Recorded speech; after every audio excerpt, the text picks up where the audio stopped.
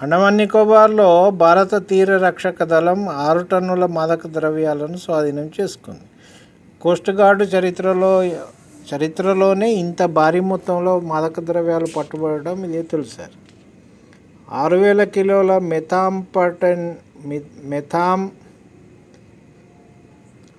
కిలోల మెథాంఫెటమిన్ను తరలిస్తున్న బోటును సీజ్ చేసినట్లు అధికారులు వెల్లడించారు.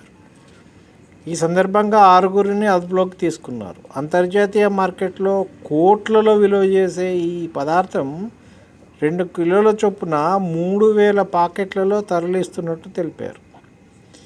ఈ నెల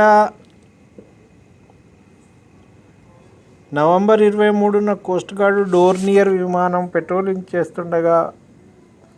పెట్రోలింగ్లో ఉండగా బారెన్ ఐలాండ్ సమీపంలో చేపల బోటు అనుమానాస్పదంగా కదిలినట్టు గుర్తించినట్టు ఐసీజీ సిబ్బంది తెలిపారు. అక్కడికి వెళ్లి బోట్లో ఉన్న డ్రగ్స్ను స్వాధీనం చేసుకోవడంతో పాటు మయన్మార్కు చెందిన 6గురిని అరెస్టు చేసినట్టు వివరించారు.